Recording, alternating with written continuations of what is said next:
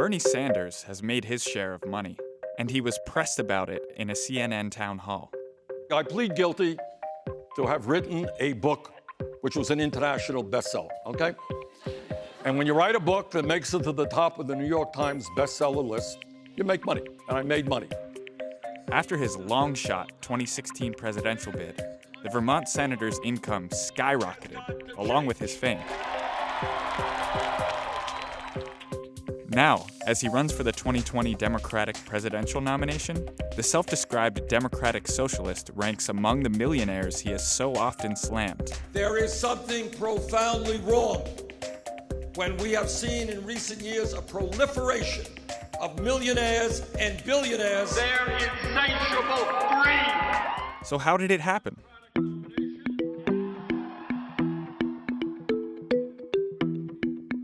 Sanders and many of his rivals released multiple years of tax returns early on in this campaign.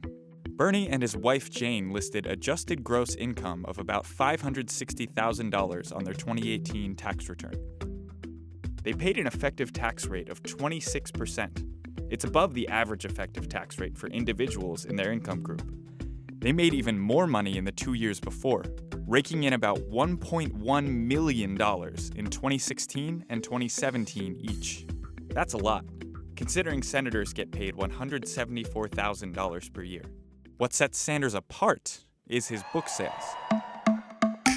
His popularity took off after he energized the political left with his run against Hillary Clinton in 2016. He reported more than $391,000 in royalties in 2018. In each of the 2 years before that, he made more than $840,000 from his books. His wife Jane added about $106,000 in book income in 2017. This is after almost 40 years in publicly elected positions.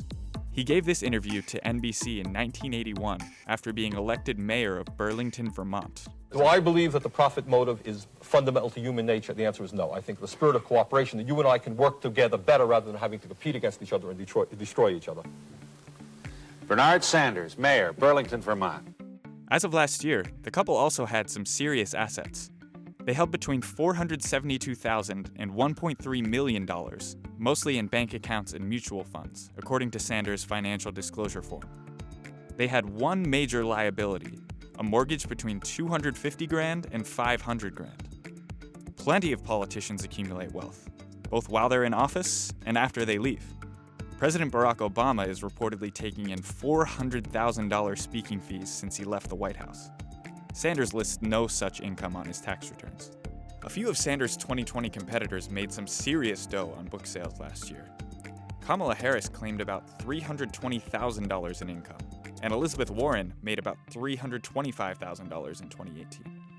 And President Donald Trump pitched himself to voters as a rich businessman. My whole being is going to be to make our country rich. Even though we know now, according to the New York Times, that he racked up staggering losses for much of his career. Trump continues to take in money from his businesses as president.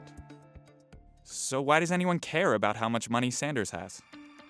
For one, his charitable donations have been lackluster. In 2016, the first year he made more than $1 million, he contributed less than 1% to charity.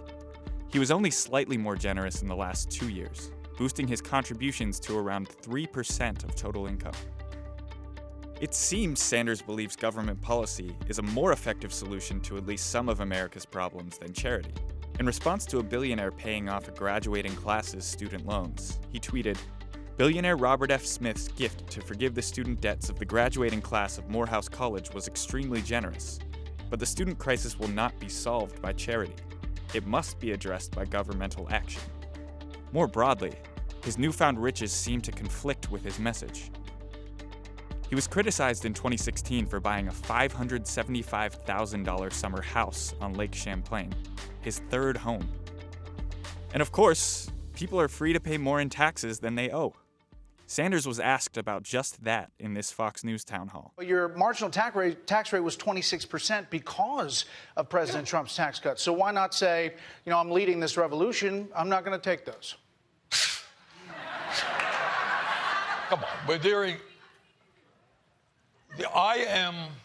I I paid the taxes that I owe. So would you be willing to pay 52% on the money that you made? course I You would. can volunteer. You can send a Oh, check. you can volunteer too. He says he's not vilifying the wealthy. He just wants them to pay more. It's not vilifying to say that people have a whole lot of money, in some cases billions of dollars of wealth. They should pay their fair share of taxes. Sanders is calling for a higher estate tax, an increased income tax rate on the wealthy, and other tax changes to fund sweeping proposals such as Medicare for all and tuition-free public college. The senator says his money won't affect his principles. I have and will continue in this campaign to fight for progressive taxation. We do know this. If Bernie Sanders doesn't end up in the White House, the 77-year-old should be able to live out his years without relying too much on those Social Security checks.